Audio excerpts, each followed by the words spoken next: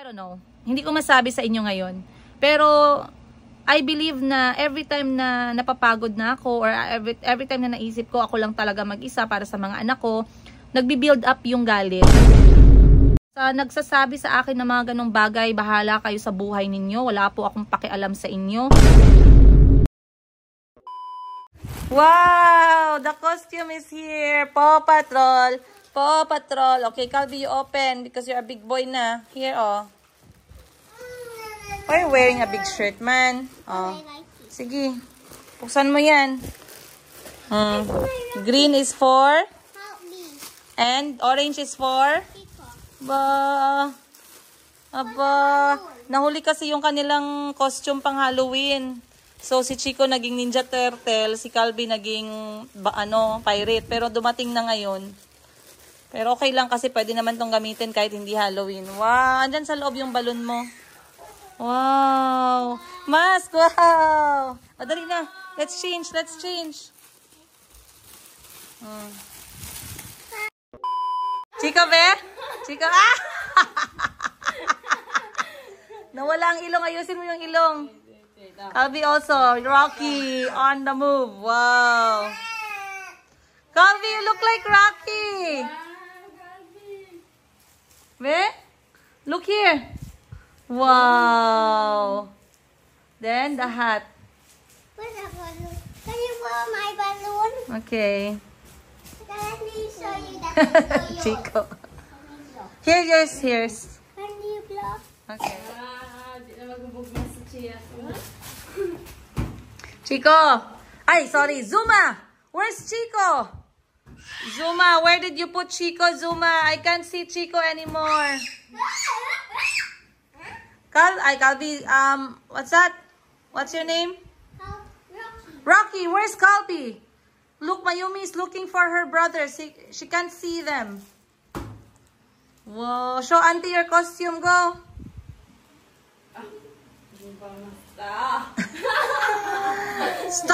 Star, watashi wa star. Put in the eyes.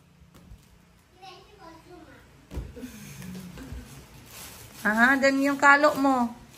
With ears. Ilong. Nawala yung ilong ni Chico. Wow!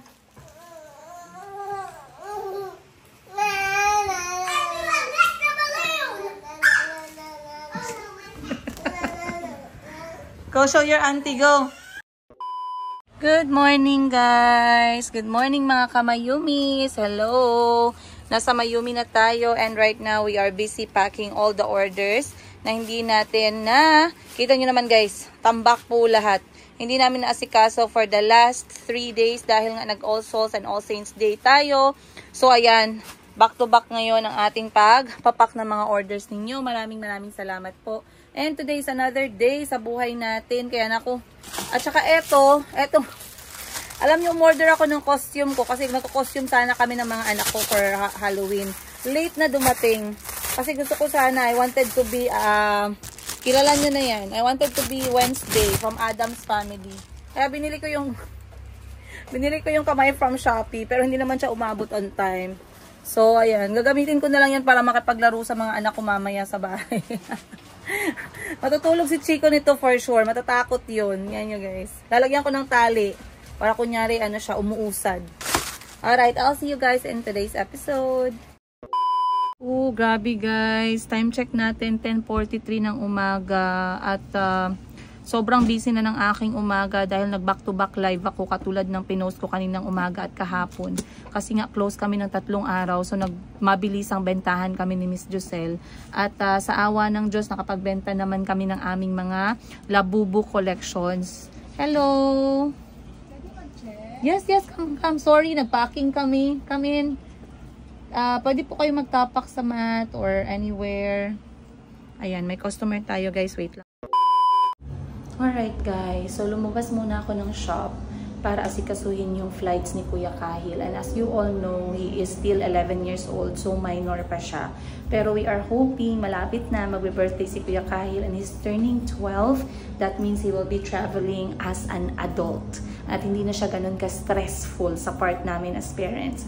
But right now, I am trying to talk to one of the airlines para mailipad si Kahil alone again. And please wag po kayong mabahala, wag kayong matakot kasi there are airlines assistance for minors traveling alone na pwedeng i-avail. So right now, I'm looking at it. I'm looking at my options.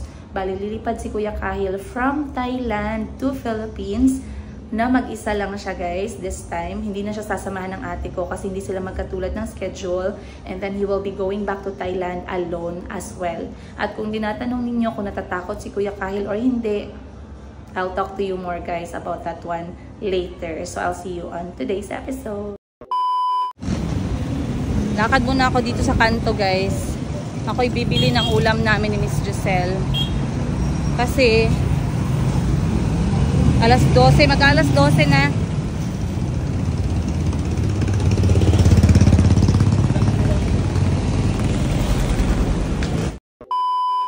Ayan na lang bibilhin ko guys, oh. Bali 30 pesos kasi yung halo niya tuyo. Ayoko muna magmanok ngayon kasi ilang araw na kaming nagmamanok dahil nag-request yung mga bata. So, magtuyo muna tayo guys. Bali 30 pesos po. So mag-Gcash lang tayo kasi wala akong dalang pera. Alright. So tapos na din kaming kumain ng pananghalian ni Miss Giselle. Konting kaligayahan lang guys. Tawag nito, ginataang gulay at saka ginataang gulay na merong tuyo or bulad. Sobrang sarap na. 40 pesos lang yung binili ko pero talagang nabusog na kami ng bongga kasi meron naman kaming masarap na kanin. At ngayon nga ay alas 12 na pasado. Ayan, alas 12 pasado na ng tanghali. Hindi pa rin kami tapos guys, as you can see.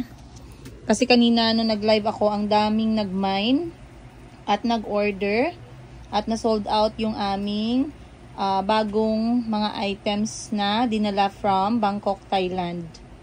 So, meron kaming dinala na mga bagong items katulad nitong mga sleepwear namin na cartoon characters and Disney collection. Ayan. Then, meron din kaming, eto katulad nito guys. Ang ganda. Ayan. Ay, nakatalikod ang aking baby love. Ayun. Katulad nito, si Ariel sleepwear collection namin in shorts at saka long pants. Ang ganda din nito. So, mga bagong items namin to. Kaya naman, ayan, impake kami to the max.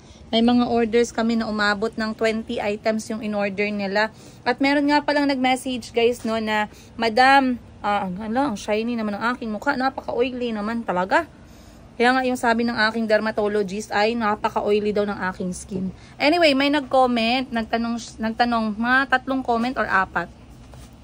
Kung magkano ba daw, kung kakasya ba daw yung 50,000 pesos as capital kapag ka nagpapatayo or mag-i-start ng ganitong klaseng business.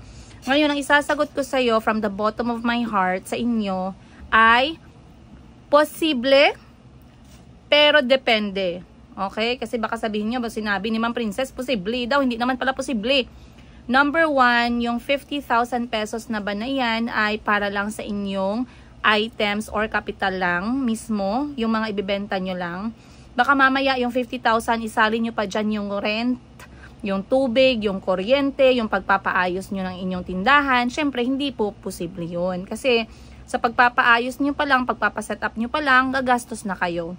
So, pero kung sasabihin nyo sa akin na yung 50,000 pesos is para lang mismo sa mga items, posible po yan. At kung anong items po yung gusto ninyo. Gusto nyo ba ng mga dresses? Gusto nyo ba ng mga shirts, t-shirts na cotton 100% from Bangkok, Thailand? Gusto nyo ba ng co-ords? Pag sinabing co-ords, yung terno. Yung bagong name ng terno ngayon ay co-ords na guys. Then, meron din tayong tops and bottom. Ayan. Meron din tayong mga accessories like scarf. Ano pa ba? May mga hats. Maraming items. So, the answer is yes. 50,000 pesos, you can start your own business. Mas maganda kapag may sarili na kayong pwesto or you are planning to sell it from home, in your bedroom, or in your living room. Ayan. So, sa mga nagbabalak po, pwede nyo po akong ma-reach out dito sa page na to. Ayan. Tindera sa Africa. Paki-take note na lang po ng ating followers, which is 185,000 followers para hindi po kayo ma-scam. Kasi marami pong mga nanggagaya ng pages, pero hindi naman nila magagaya yung number of followers natin. So just check this one out, send me a message, and magre-reply po talaga ako pag naka-message na kayo. At binabasa ko po yung comment ninyo sa YouTube. Ayun. So nasagot ko na yung inyong katanungan. Gusto ko rin mag-share sa inyo kasi sa recent episode ko, ang daming nag-comment doon. Nung nag-upload ako, nakakabalik ko lang from Thailand. Sobrang daming nag-comment, sobrang daming nagpaabot ng kanilang messages na ang kanilang point is, hindi na daw ako kilala ng anak kong si Mayumi. Dahil daw ako ay labas ng labas at hindi ko daw siya nakakasama. Hindi na daw siya nalapit sa akin or umiiyak or laging hinahanap si Ate Buji. Okay? Now, as much as my heart is hurting.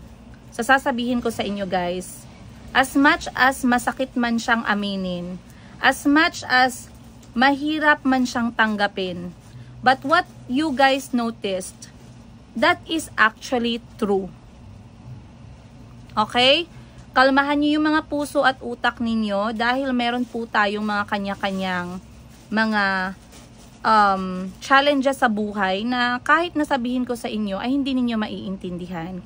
Now, to give you guys, I'm not going to explain myself, but I'm just going to be here to make sure that other parents out there, alam niyo yun, I hear you, I feel you, kasi I am in that point of my life as well. Since I think for 1 year now, I made difficult choices that I didn't want to do as the kind of person that I am, pero I had to do it kasi that is what we call sacrifices. Okay? Sacrifice ko yan as pagiging magulang.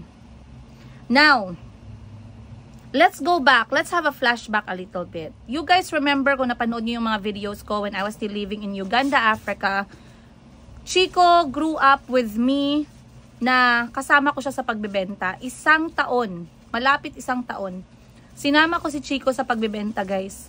Maaga ko siyang ginigising, gabi na kaming nakakauwi, maalikabok, madumi, pagod sa biyahe, masakit yung mata namin sa alikabok. Pagod na siya sa kakadala ko sa kanya. Minsan hindi ko siya napapakain right on time. Minsan hindi ko siya nahuhugasan right on time. Kasi I decided to take him with me sa lahat ng paghahanap ko ng pera nung nasa Africa pa lang ako. Sa paghahanap buhay ko pa lang. And tell you what guys, people saw what kind of sacrifice I did para makapaghanap buhay. Pero you guys did not see what kind of sacrifice Chico did para lang makapaghanap buhay ako. I saw how my child struggled every single day guys. Nagumigising ako ng alas 6 ng umaga at umuwi ako ng alas 8 ng gabi. And a lot of people told me, iwan mo na si Chico kasi mabigat na si Chico, nahihirapan ka na, nahihirapan na din si Chico, kailangan niyang magpahinga, ganito, ganyan. But because I really wanted to take him with me, kasi ayaw ng pusong nanay ko, na iwan yung anak ko, kasi I always wanted to be with them. Talagang pinush ko, kaya umabot kami ng 1 taon. Pero my heart was really hurting every time I had to do or carry Chico with me sa umaga at inaabutan kami ng gabi. At kung paano ko siya ihiwalay sa mga kapatid niya kasi isasama ko siya sa pagbebenta. At paano na pinapa-breastfeed ko siya sa truck na kahit na hindi komportable, kailangan kong gawin kasi gutom siya and I'm breastfeeding him fully. Now, that is another side of parenting. Now, some parents do the same. I salute you. I admire you. I adore you. Do what you have to do, mama. Okay? Sa mga nanay dyan na nagdo-double sacrifice, triple sacrifice, go ahead. Kasi walang makakaintindi sa'yo. Now, fast forward, I had Mayumi. I had a choice to take Mayumi with me sa pagtatrabaho ko every single day. Lalo na ngayon na single nanay na lang ako. Na ako na lang mismo yung bumubuhay sa mga anak ko 100% of the time. From our house, to our food, to our transportation, to their education, to their extracurricular activities, to their entertainment, to everything, to their medicine, lahat yan guys. Ako lahat ang nagbibigay sa anak ko. And the intensity of work that I am doing every single day, and the kind of guilt na na-feel ko nung kasama ko si Chico, I wouldn't want Mayumi to feel that way. I don't want to have that regrets. So what? Now we have to make another hard choice. At para sa mga nanay dyan na katulad ko na kailangang iwan yung mga anak ninyo dahil kailangan nyo maghanap buhay, kailangan nyo mag-abroad, kailangan nyo maging OFW, kailangan nyo magpumasok sa opisina araw-araw, kailangan nyo magbiyahe out of town araw-araw, I salute you, I adore you, I respect you, I admire you. And I am not going to judge you because no one will understand you kundi ikaw lang. Walang makakaintindi sa'yo. So for all those people judging me na hindi na ako kilala ng anak ko, I have another way to connect with my children. At the end of the day, I will go home to them. At the end of my struggle sa buhay ko, I will always go back to my children. I will always choose their hands. I will always choose their hugs. And my children are my life as much katulad na rin na nararamdaman ng ibang parents dyan sa anak nila. Okay? And for these people who are judging parents out there, I know for a fact, 99% of you are not even parents. So don't ever judge parents out there, not unless you are one. Okay? Kasi alam ko kahit gaano ka pa kayaman, kahit milyonarya ka pa, kahit prinsesa ka pa, kahit reyna ka pa, kahit na may palasyo ka pa, meron ka pa ring sacrifices para sa mga anak mo. Hindi mawawala yan. Mayumi might not be able to recognize me as much as I want her to recognize me kasi nga wala ako sa bahay, kailangan ko magtrabaho. But you will never understand the bond of children and a mother or the bond of children and a parent, you guys. Hindi nyo yan maiintindihan. And if you only see the negative part of that, then there's nothing I can do about it.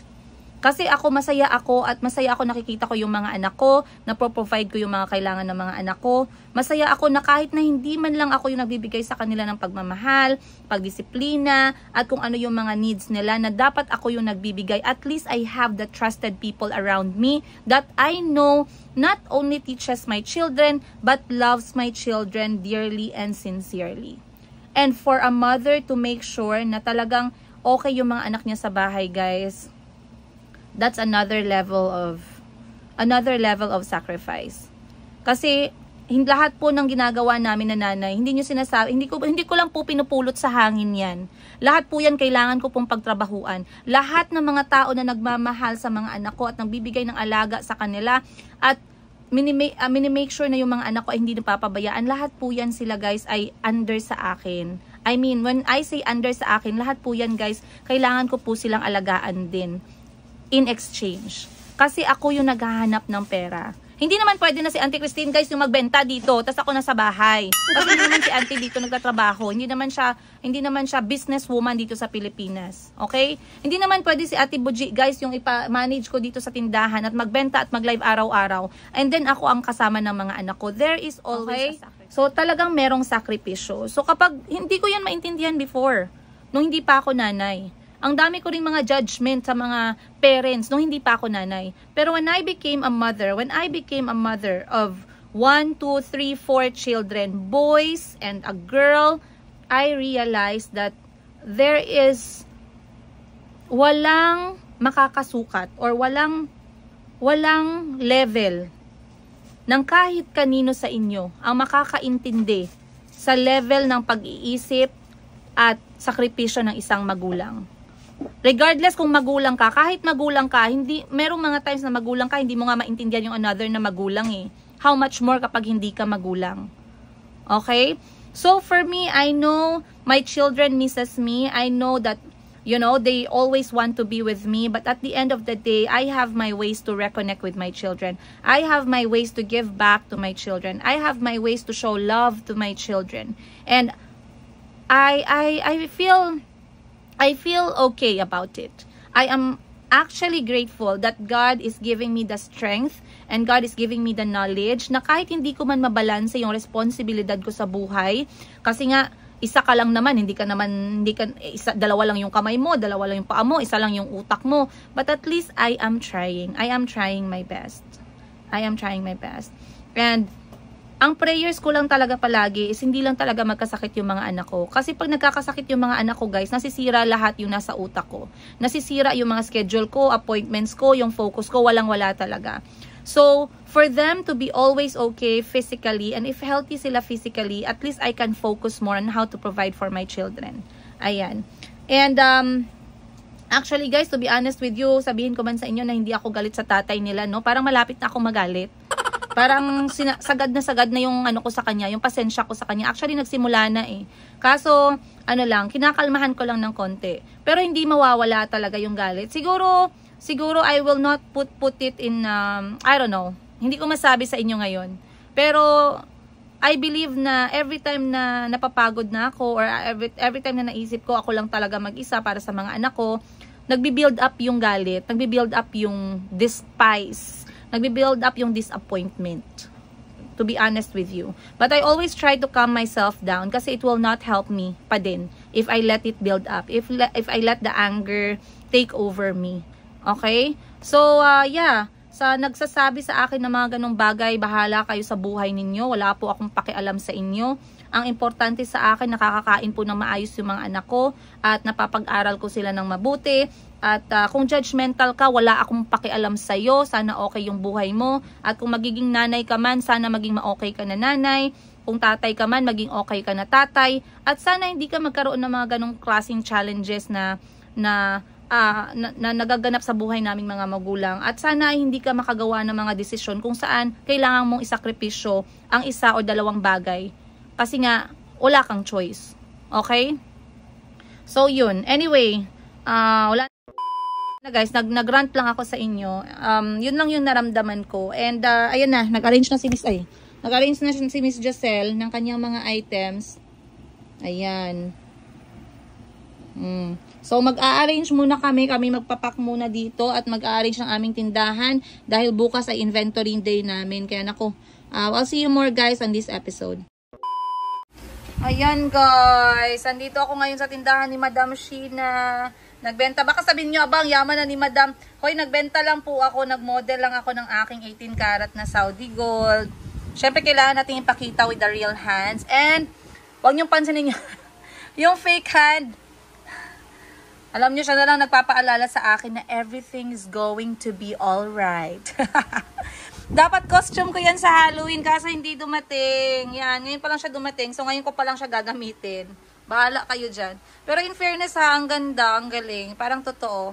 And of course, shout out sa dress ko from Mayumi Thailand Closet. And for my socks from Mayumi Thailand Closet as well. Tignan nyo guys, ang cute ng aking medyas. Favorite color ko, shades ng green. Tsaka marami po siyang bulaklak. Ayan, flower. O, diba? Wala lang, feel ko lang mag-medyas ngayong 2024 bago matapos ang taon. So, time check natin, alas 3, alas 4 na ng hapon, and ako po'y nahapunan na sa pagbebenta kasi kailangan ko po ng malaking pera. And, hindi ko na ikakahiya yan guys, marami po akong babayaran. And then, ano pa ba, nag-swimming na yung mga anak ko, uuwi na rin ako maya-maya. So, see you on today's episode. Maraming salamat sa pagmamahal sa amin. Love you! Mayumi! Tada! You like it? Mayumi! Tada!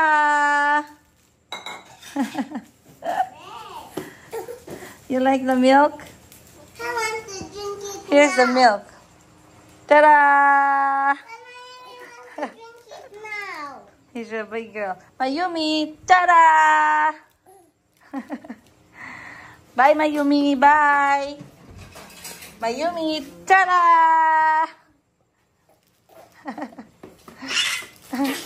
You like the milk? Mayumi wants to drink it. She likes milk. Damol na yung buhok mo, no? Because you see, I got that crap.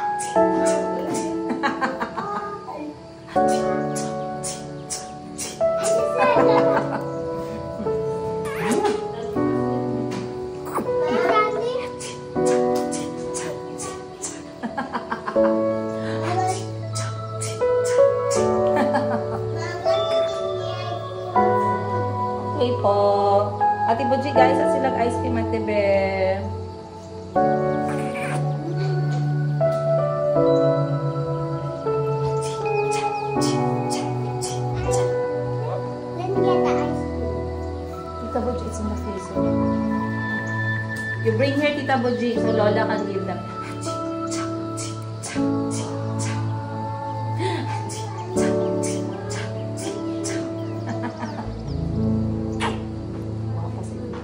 Even I got a big Nag-awas-awas naman din yan. Mayumi! Up, up, up, up, up, up, up, up, up, up, up, up. Babu, babu. Say peekaboo. Ay, you're shaking my hand too much. Next, Mayumi, wait. Don't shout. Up, up, up, up. Up, up, up, up. Your sister wants to see what you got. Mayumi, come here. Stand up, Mayumi, stand up. Stand up. Okay. Stand up. Throw. Get my water bottle. Throw. Mayumi. Wala, paspas na siya mag-ano makamang. Mayumi. Paspas na din. Get my water bottle. Kaya ganun siya maglingkod, no? Oh.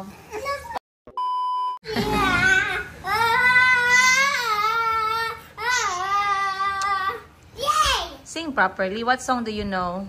I know, What song? Go. ah, That's not a song. Gabi,